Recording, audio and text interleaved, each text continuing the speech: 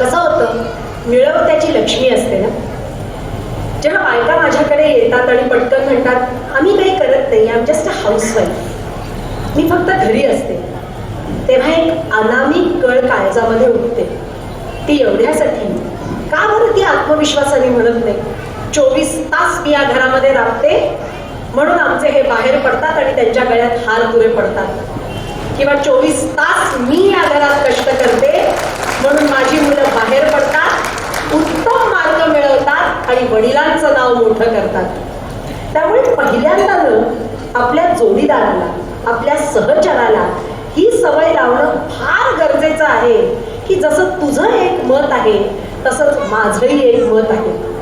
नसेल कदाचित तुझ्या एवढं शिकलेलं, नसेल तुझ्या इतकं कमावणारं, नसेल तुझ्या इतकं जग पाहिलेलं, पण जसं तुझं एक मत आहे तसंच माझंही एक मत आहे.